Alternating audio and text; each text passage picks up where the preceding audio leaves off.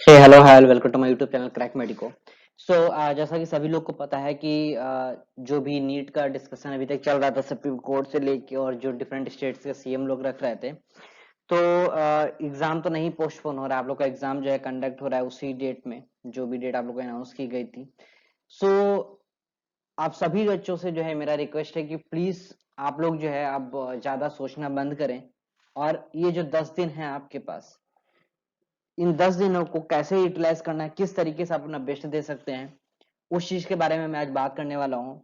और आप यकीन मानिए, अगर आप इस वीडियो को बहुत अच्छे से देखेंगे और इसको फॉलो करेंगे 10 दिन तक, तो आपको अच्छा रिस्पॉन्स जरूर मिलेगा। लेकिन उन सारी बातों को आपको बहुत स्ट्रिक्टली जो है फॉलो करना पड़ेगा। ठीक है, तो मैं वीडियो को स्टार्ट करूँ उसके पहले प्लीज सभी लोग इस वीडियो को ज्यादा लोगों तक शेयर कर दें, ज्यादा से ज्यादा स्टूडेंट्स को शेयर करें, फॉरवर्ड करें, जो भी करना है करें, लेकिन इस वीडियो को जितना जल्दी हो सके उतना जल्दी लोगों तक डिस्ट्रीब्यूट जरूर करें। चलिए स्टार्ट करते हैं हम।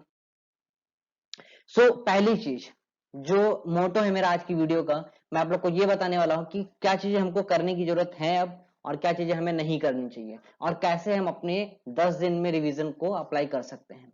पहली चीज हम लोग देखते हैं कि कौन सी चीजें हमें नहीं करनी है इस वक्त।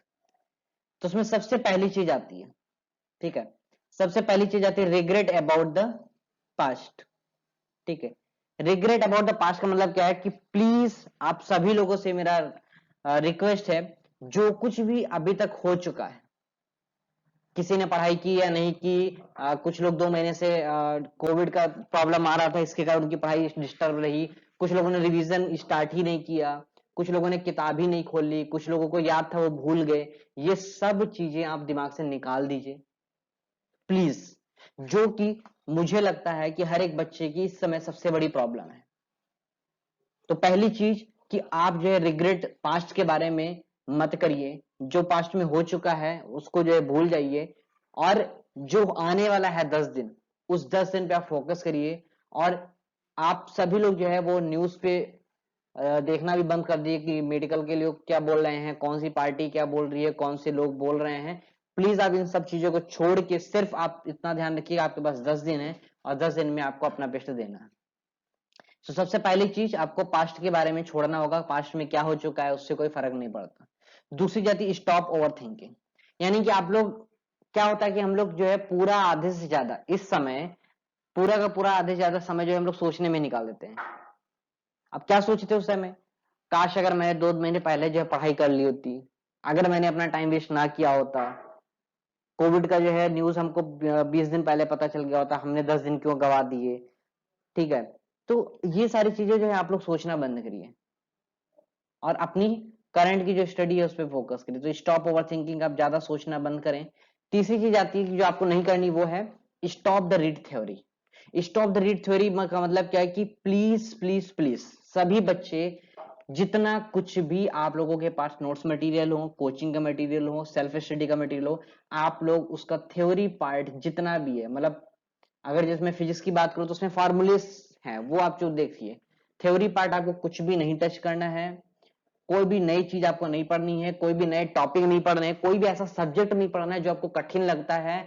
कोई भी सॉरी कोई कोई सा सब्जेक्ट में कोई टॉपिक आपको ऐसा लगता है कि यार नहीं वो तो बहुत डिफिकल्ट है, वो हमसे बहुत ज्यादा टाइम लेता है, तो वो आप टॉपिक छोड़ दीजिए। पहले आप वो टॉपिक रिवाइज करिए जो आप लोग को बहुत सिंपल लगते हैं और जो आसान लगते हैं, जिनके बारे में मैंने मेरी वीडियो में बताया भी था पिछले, की जो भी 20 चैप्टर हैं आप लोगों के, उन 20 चैप्टर को अच्छे से रिवाइज कर लीजिए। ठीक है, तो थ्योरी पार्ट आपको नहीं करना है। फिर आता है लेस प्रैक्टिस, ये भी एक रीजन होता है का रिजल्ट को जो थोड़ा सा स्कोर लेस होने का। सभी लोग जो है वो क्वेश्चंस को प्रैक्टिस करना बंद ना करें, क्वेश्चन को प्रैक्टिस करें, भले ही आप जो है कुछ कम ही करें। मैं आपको ये भी बताऊंगा इस वीडियो में कि कितने क्वेश्चन आपको डेली प्रैक्टिस करने की जरूरत है इस समय। तो प्रैक्टिस को आप मेंटेन रखिए। ठीक है, ये 4 चीजें हैं जो आप लोग को ध्यान रखनी है, जिसमें से स्टार्टिंग के जो 2 पॉइंट हैं, ये दोनों पे आपको बहुत ज्यादा अच्छे से काम करने की जरूरत है।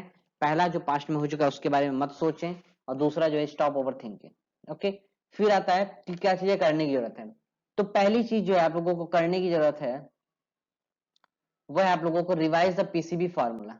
जितने भी फिजिक्स केमिस्ट्री बायोलॉजी में आप लोगों के फार्मूले हैं, उन फार्मूलों को चाहे आप लिख के याद करिए, चिपका के याद करिए, कैसे भी करिए, आपको तीनों सब्जेक्ट्स के फार्मूलों को याद करके लिखना है।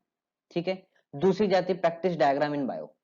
तो जो भी बायो चैप्टर्स में आप लोगों के डायग्राम से, इंपॉर्टेंट डायग्राम से जो क्वेश्चन आते हैं, जो भी टॉपिक्स हैं, उन टॉपिक्स के डायग्राम्स को अच्छे से पढ़िए, अच्छे से रिवाइज करिए।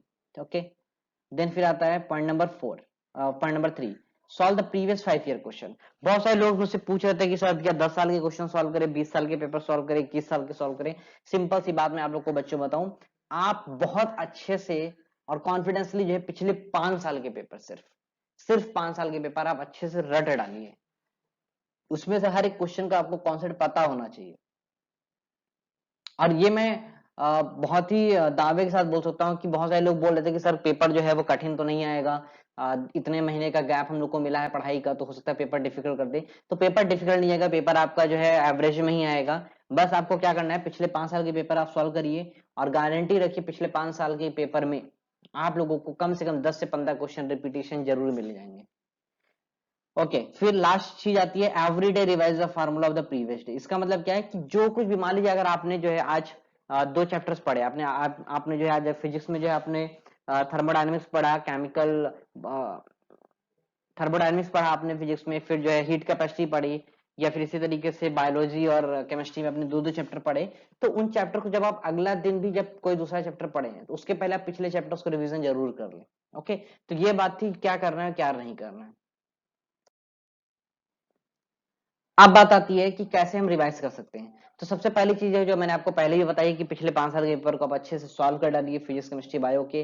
क्योंकि अगर आप 5 पेपर के सॉल्व करेंगे, अगर मैं फिजिक्स केमिस्ट्री बायो की बात करूं तो 45 क्वेश्चन जो है वो आपके एक सब्जेक्ट में फिजिक्स में आते हैं, 45 आपके केमिस्ट्री में आते हैं, और रिमेनिंग जो है आपके बायोलॉजी में आते हैं। तो अगर मैं 45 क्वेश्चन की बात करूं तो अगर आप 5 पेपर भी सॉल्व करेंगे तो 90 या 90 180 लगभग आप लोगों का 200 से ऊपर क्वेश्चन आप लोगों के फिजिक्स में और केमिस्ट्री में प्रैक्टिस हो चुके होंगे सिर्फ इन 5 साल के पेपर से। तो इन पेपर्स को आपको अच्छे से सॉल्व करना है। दूसरी चीज आती है डेली के डेली, क्योंकि मैंने जैसे आपको बोला हुआ है कि आपके पास 10 दिन बचे हुए हैं और 10 दिन में आपको 20 चैप्टर्स को रिवीजन करना है। बहुत ही सिंपल है, ठीक है। उन 20 चैप्टर्स में सिर्फ और सिर्फ आपको कुछ नहीं करना है, आपको 2 चैप्टर जो है वो डेली पढ़ने हैं, और उसमें भी आपको क्या करना है, सिर्फ फार्मूले लिख के याद करने हैं। क्योंकि कई बार क्या होता है, और मेनली यही होता है एग्जाम में, हम लोग को सब कुछ तो याद रहता है, बस फार्मूले याद नहीं रहते।